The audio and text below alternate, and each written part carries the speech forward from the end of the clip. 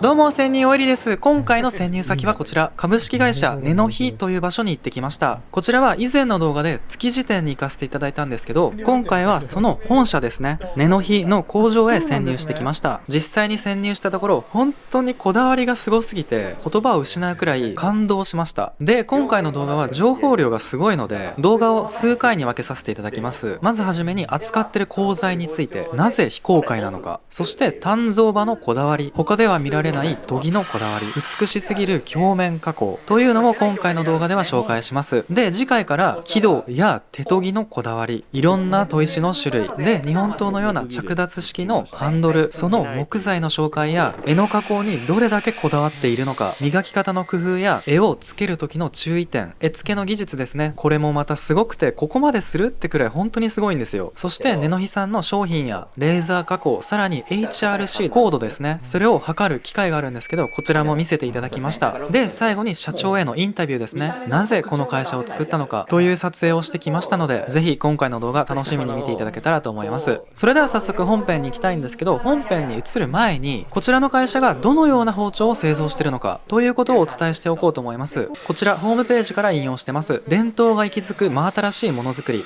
日本刀の流れを組んだ伝統的製法で作られた和包丁はただ単に切れるというだけでなく、その製造方法へのこだわり、姿の美しさなど世界に類を見ない道具として高い評価を受けています。和包丁は日本料理の繊細な仕事に欠かすことのできない道具であり、料理の味にも影響します。このように包丁は日本料理人の精神ともいえる特別な道具だからこそ、これからも本当にこだわった包丁作りを続けていきたいと根の日は考えております。良い包丁を追求するために伝統と最新技術を融和し、和包丁から洋包丁まで性能にこだわり抜いた今までにない革新的な包丁を製作いたします。ということで、何度も言いますが本当にこだわりがすごいんですよ。皆さん驚くこと間違いないと思いますので、ぜひごゆっくりお楽しみください。それでは本編へどうぞ。渋いですね。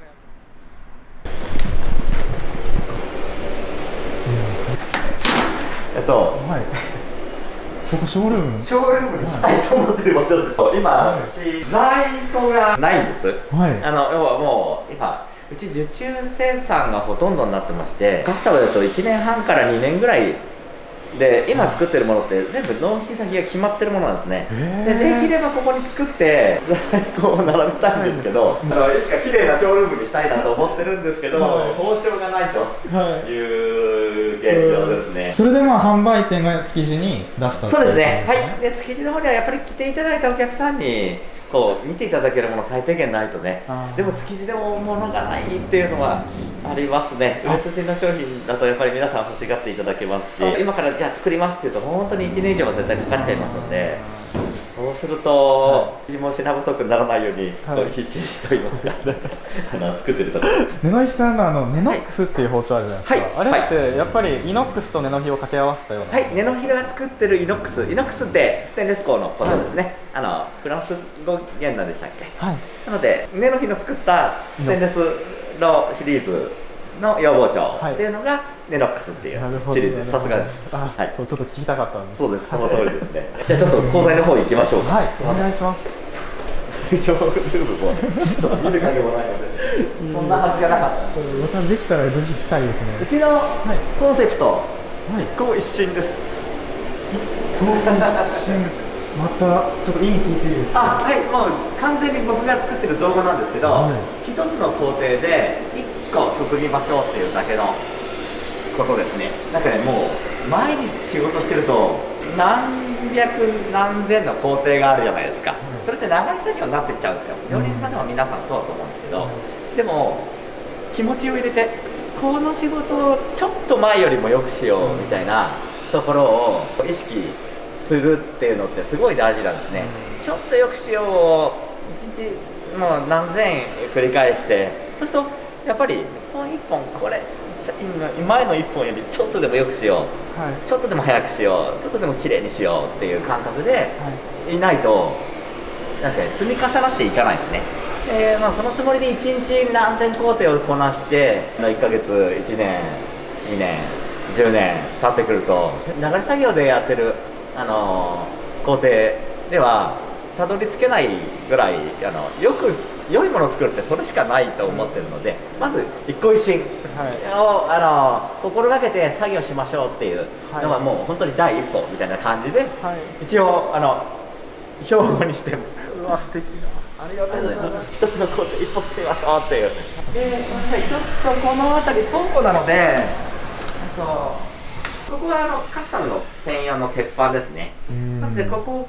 からお客さんの要望通りに切り出していく、はい、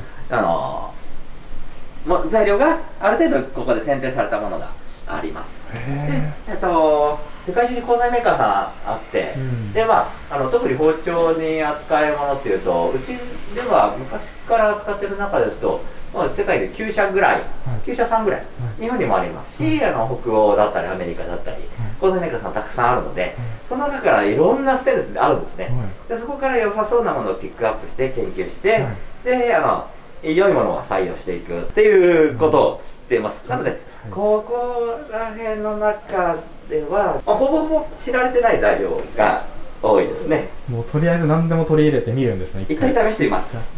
なので例えばですけど、鋼、炭素鋼の鋼なんかですと白紙だったり青紙だったりがよく和包丁で使われる材料ですけど、それですと技術的にっていうんですか、鍛造していく職人さんが和包丁にしていくための技術量みたいなものがね、鋼だと多めなんですけど、ステンレスだとそうですね、うちが扱ってる中では銀酸鋼が、うちの中での低価格のもの、入門編みたいな感じになるんですけど、結構普通だったら銀酸鋼って最高級鋼材だと思います。でうちそこから先鋼材名非公開みたいな感じにさせてもらっちゃってるんですけど、もう原材料ってもう銀酸鋼と比べても本当にもう5倍10倍ぐらいのものの原料ここにありますので、一個ちょっと鋼材についていいですか。はい、いいです。その根野さんが基本的に非公開がってことなんですけど、特にその理由っていうのはやっぱり。そうですね、あります。率直に、例えばですけど、ここにある材料とかうちが採用しているカスタムの鋼材、一般の人が鋼材名聞いても初めて聞くような材料だったりします。世界中のその9社さん、その中から何年も研究してこれいいよねっていうものを見つけていくんですね。で成分は同じように見えても作ってみると全然違うものっていうんですかね、鋼材っていっぱいあるんですけど、でそこからいろんな鍛造だったり焼き入れ方法だったりをいろいろ研究してくると、その中でこれやっぱりいいねっていうふうに絞られてくるものって出てくるんですね。そういったものをやっと見つけて、鋼材の中では最初セオリー通りの作り方してみたらこれダメだねと、成分すごい良さそうに見えるのに、いまいちだねみたいなものも多々あるんですけど、例えばですけど今採用している鋼材の中の一つですと、鍛造してみてこういうふうに作ってみたらすごい良くなってきたみたいなものもあるんですね。5年ぐらい研究にかけたりしているものもあります。でそれって本来ボツな材料なんですけど、使っているうちに良いものになってきたんですね。でそうするとこの材料をこういうふうに作ったら良くなったって、これワンセットなんですね。だからもう材料を選びます。鍛造とかその技術的な鍛えていく方のことをします。で焼き入れ方法をいろいろ考えていきます。でいろいろ試していますっていうと、それワンセットで良い商品にはなるんですね。でこれで材料名普通知られてないような材料名をポンと言っても何もないですかね、包丁選択の選ぶための、基準にならない。なのでそれを良くするためって研究が進んでないと良くならないものですから、それをそこまで研究して見つけたものとか、レシピ企業秘密にしたいんですよね、やっぱり。なのでどの材料ですよって皆さんが知らないものを公開していくより、うちのこのシリーズこういうふうに作ってますっていうのをもっともっと説明させていただいて、やっぱりここまで研究されてるからこのシリーズいいよねっていう、まさにね、商品名うちで楓とか榊とかいろんなシリーズ名あるんですけど、それってある程度ねアップデートしちゃうんです。実は新しい鋼材どんどん採用してきてますので、ネロックスも歴代で何回も変わってきています。でその時にコンセプトが変わらない、例えばですけどステンレス鋼の中の鍛造しているものの、最上級ですって言ったら、ちょっといいものあったら、ちょっといいものにしたいじゃないですか。それの繰り返しはあります。この鋼材ですって言っちゃうと次は変わっている可能性も中にはあります、何十年の中にはね、はい、なのでそうするとお客さんに、ね、嘘つきたくありますので、うちの中のこういうコンセプトの一番良いものっていうところでアップデートはあります。一つだけ条件は必ず、良い方向に、例えばですけど価格をね安いものにしていこうみたいなものには、絶対にしないです。これはもうメーカーとしてのコンセプトというか信頼で使ったね。そうですね。ありがとうございます。あ、YouTube 見てます。あ、本当ですか。ありがとうございます。結構不安があります。嬉しい。カーディバの方の説明をしちゃいましょうか。はい、お願いします。持っていただいていいです。うわー。うわ。これ一応新型ハンマーなんですね。そうなんですね。はい。で、炉も新しくしました。はい。炭を起こして、はい、こう真っ赤に炭造炉、燃焼炉ですね。はい、ここで温めたものをハンマーで鍛造するっていうのが基本的な流れですね。はい、そうですね。まだ出来たてで鍛造の方もステンレス鍛造がばかりなんで、うちなので火作りしてるところよりもやっぱりステップが出にくいですね。鍛造炉に関しては炉管がついてるのが珍しいかもしれないですね。要は炉の中の温度を手前中間奥で測定をできるようにしてるんです。目で見て鉄の温度何度って皆さん職人さんですから分かるんですけど、でも実際に炉の温度をきちっと毎回測定して今日の仕事は何度で叩いたものですよっていうデータを残しておいた方が職人の勘でどっかに絶対嫌でも働いちゃうんですね。でも鉄の温度を一生懸命見て何百度って判断するよりは何度の温度でっていうデータを残しておいた方が育成とか楽なんですね。いつもこの難度でやってると調子いいよで、その代わりやっぱり制御はよくとか時間が影響してくるので、そういったところをなんですかね、職人の勘でなくて、データでも残したいなっていう職人さんの勘すごい大事ですけど、やっぱり代々受け継いでいかないと僕一人が作れても意味がないので、そういったところで何度でこうやるとこう性能だったよ、高度計も上にありますけどちょっとばらついてたねみたいなことがデータで残せると、こんだけ時間かけちゃいけないとか、そういったヒントにはなりますよね。それ積み重ねていくと、まさに一個一個積み重ねていくと、何十年後にはやっぱりより良い職人になれると思います。というところですね。今はでもステンレスタントが重なので、例えばですけど、そうですね。例えばですけど、もうこれ一応カスタム品の、ある程度決まった形、こっちが鍛造後です。これコアレスです。コアレスなのであえてボコボコに切っています。ちゃんとこれ焼き入れまで入ってますね。うちのコアレス一台一台確かに手で打ち込んでいます。であえて最後に荒らしている感じですね。きちんと叩いて鍛造してるんですけど、でステンレスの鍛造って普通の火作り炭素鋼のこう打ち伸ばしていくって伸び率全然違いますので、やりすぎると当然割れてしまうので、でステンレスが変質しない温度でどれぐらいの圧力で叩くと、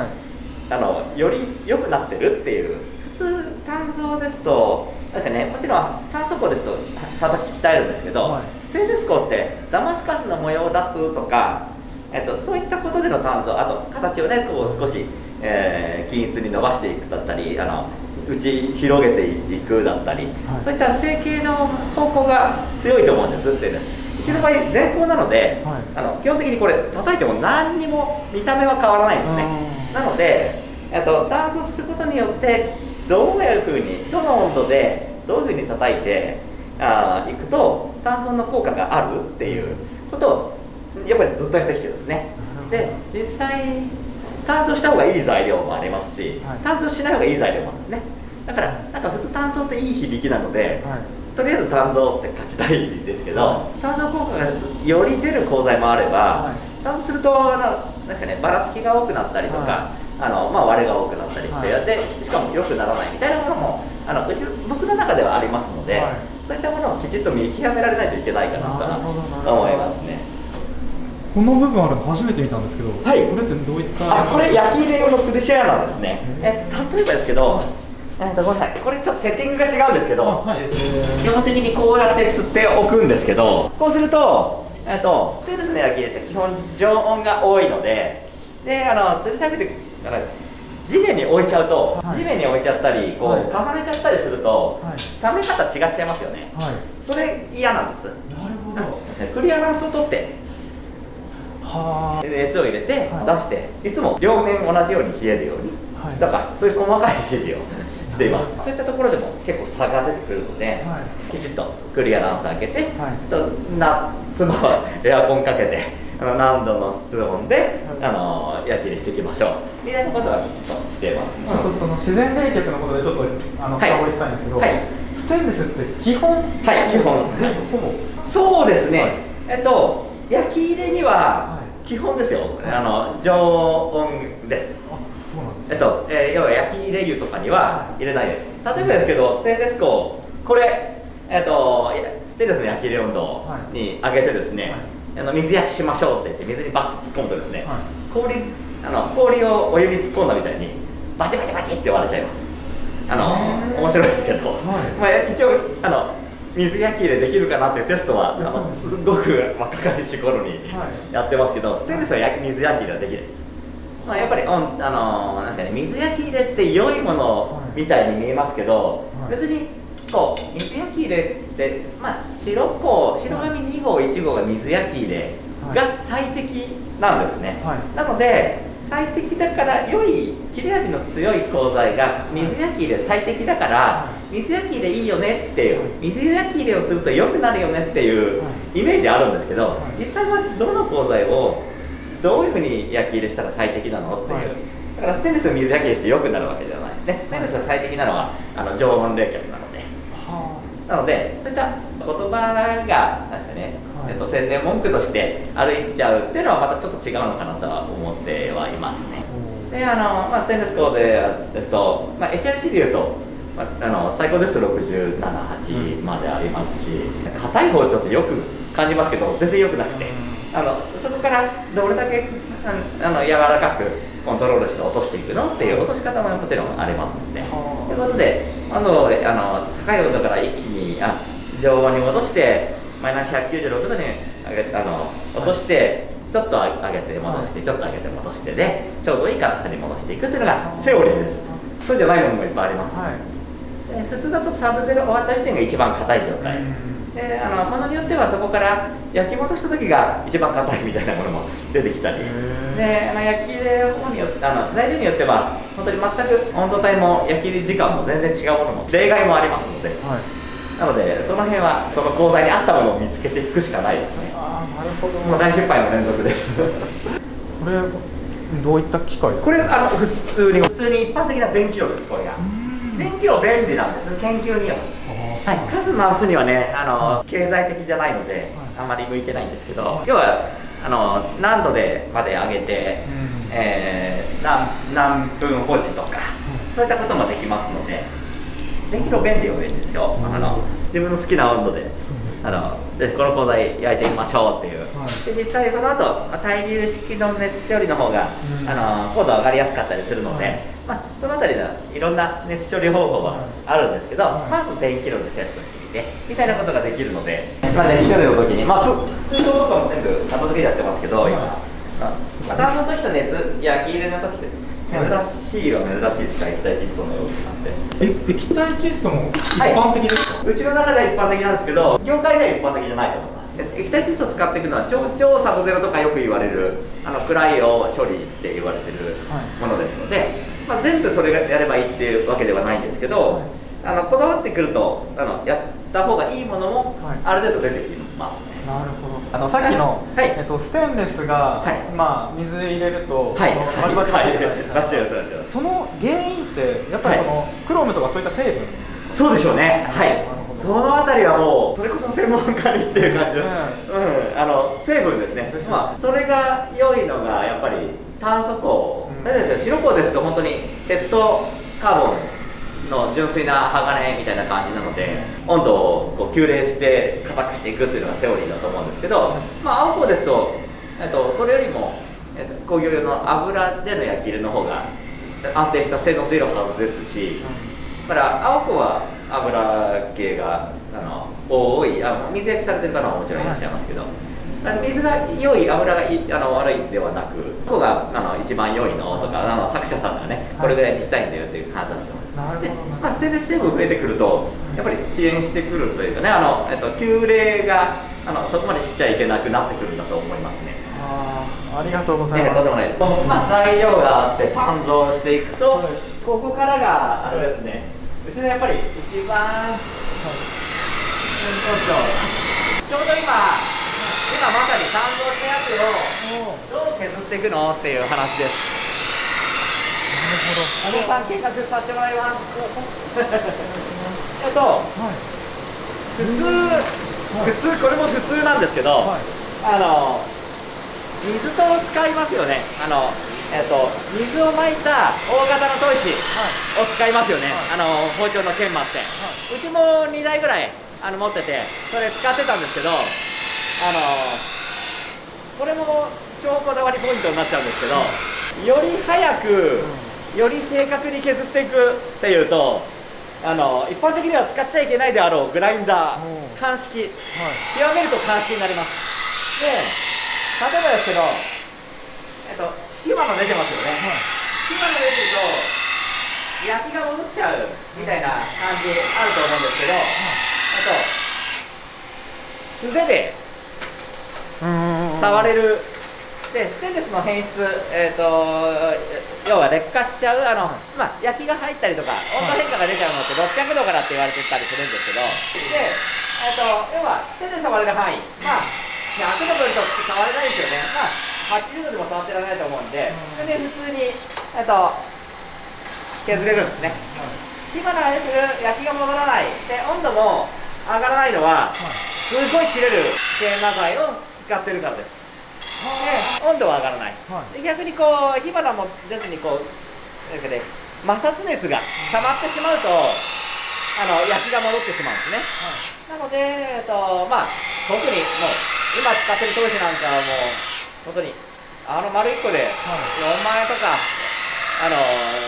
する研磨砥石を使ったりしますんで、そういったところはもうね、よく切れる研磨剤で切り飛ばさないと焼けちゃうので、そういったことはあれですね、うちの、こだわりポイントですね。で、ちょっと今ここからこっちの仕事になるんですけど、これも水砥石の代わりです。もう鑑識研磨なんて普通ありえないっすよって言われると思います。だって焼けちゃうよねって。焼けないです。毎日やってますので焼けないんですね。焼けないためにはもうやっぱり良質なセラミックで切っていくしかないんですけど、で、水砥石なんでやめたかっていうとですね、やっぱりどうしても振動が出る。す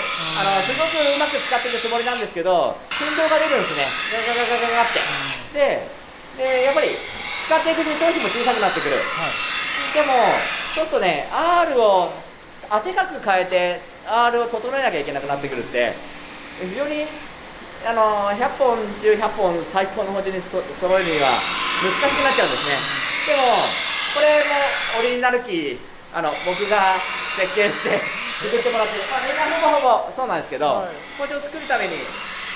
分ぐらいがっていう話です。こっちのレスとかもみんなハンドルだったり、包丁の曲面専用の研磨機なんですけど、これですと、常に R が一定に保てるんですね。で、ペーパーなので切れなくなってきます。で、切れなくなったら、新しいペーパーに変えれば常に同じ径になります。これ以降今多分5000円とかしちゃいますんで、やっても10本はできないです。これ手でね、穴削りしてから、整えていくんですけど、10本できないんですか？ 10本できないですね。音声のペーパー10本ぐらいですか？大体10本ぐらい弱だよね。10本できたらいいよね。大きさによけるね。そうですね。なのでそれぐらい消耗して、でもこれやるとね、やっぱりすっごい綺麗な。なんかね、基本ここの R が一斉に、ちょっと借りてもいい？裏の久保が、一定にしてた方が良いんですね。で、要はシンプルにしちゃえばこうだったりいろんな軸使ったりして正確に裏付きを削っていきます。で正確に削っていくとあとここの面も、これ今こっち裏しか削ってないですけど、ここもR なんですね、和包丁って、R ですね、えぐれてるんですね。和包丁は基本砥石で研ぐ面以外は、フォローグラインド、ちょっとへこむ方のグラインドになるので、でこの形を保たないといけないですね。でここが水戸でいうとどうしても僕らが求めてるところまでの精度が出せなかったんですね、水戸では。なので切れるペーパーで、正確な形を一気に切るというようなことでこだわってます。デメリットはもう単にもう研磨剤代どんだけ使ってんのっていう普通の、水と使ってる計算からすると何十倍かけてるのっていうぐらいかかってますね。でもこれでないとうちの包丁はできないと思ってます。すごっ。例えばですけど、ここでもこう当てかくちょっとミキサーだけ入り口がトトンって入っただけで A のとこ削れちゃいますし、でまずピチッとした R、 この R をここから先だんだん細かい砥石で削っていくんですけど、やっぱベース大事なんですね。でここを崩さないようにだらさないように最後は完成品は上にいくつかあるので、その鏡面仕上げまで、持っていくっていうのがうちの特徴というか難しいところですね。普通これグラインダーで削って火花散らしてダメだよねって思われちゃうと思います。極めるというかもう最後まで縮めると鑑識です、僕の中では。たどり着いたと思います。そうですね、いろんなご意見がありますよね。自分はこれでうまくいってます。このスタイルは初めて見ました。そうですよね。ありがとうございます。何やってる今？今やってる？途中今両刃です。あっちで作ってるのは片刃です。片刃も両刃の基本は一緒です。で、だんだんこのことしていって、これが今これはもうできちゃってできてるやつね。ちょうどいいですね。めっちゃ綺麗。こんな綺麗な表面なかなかないですか？これがまだ全然粗削りの段階ですね。粗研ぎしたやつをペーパーで成形して骨すりしてペーパー成形ですね。でこれを今ちょっと粗番手やって2番手ぐらいかけたやつで、これがこれですね。さっき言ったボコボコになったやつちょっとありますよね。これもそうなんですけど、これはもうちょっと番手が進んだやつ。今このまま両方で全然バフいってないやつなんですけど、ここから最終的にちょっといろいろバフをかけるとこんな感じになる。完成ですね。こんな感じに。うちの特徴としてはあれですね。できるだけ細かい番手まで砥石で持っていく。バフって磨きの柔らかいブラシみたいなものですね。柔らかいものでやっていくと形がデコボコになっちゃうんです。だからできるだけ砥石で形を整えていって最後にツヤっと表面にする。直前、そこまで直前でもないの。これが直前、柔らかいものに行く前の直前がこれで。そうですね。これで石でここぐらいまでやって、ここまで切っていくと、やっぱり縁がベロンって普通だとなっちゃうところを、砥石でパシンと切ってますんで、表面直前まで。そこからふわっとバフをかけると、なんかね、デコボコしてない表面になるんですね。これ見てもらうと分かるかこれパシッとしてますね、これ。そうですね。角パシンと出てる横糸ってなかなかなかったりしますので。蛍光灯でこう見てもらうと、デコボコがないの分かると思うんで、ちょっと見てもらう。いいですか？めっちゃ綺麗。デコボコっていうところはやっぱり蛍光灯が曲がって見えると思うんですよ。あと思ったのが他の産地と比べて絵が長めですね。そうですか。そのあたり。大体そうですね。ちょっとこれ箱根に持てるところを流すためにちょっと長めにしてありますね。で、後で少し切るんですけど、大体こんなもんだと思う。そうなんですね。やっぱり面白い。長棒が絵に入った時にバランスがいいので、先思いしないように。なるほど。いやありがとうございます。ありがとうございます。この中が表面まで持っていく専用室なんですけど、基本なしでごめんなさい。だけど今ね。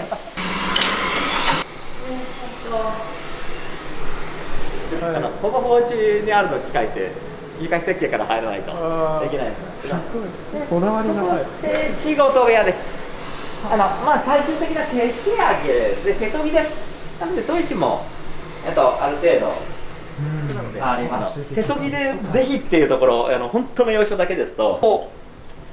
あ、本当ですか？はい。あ、そうなんだ。はい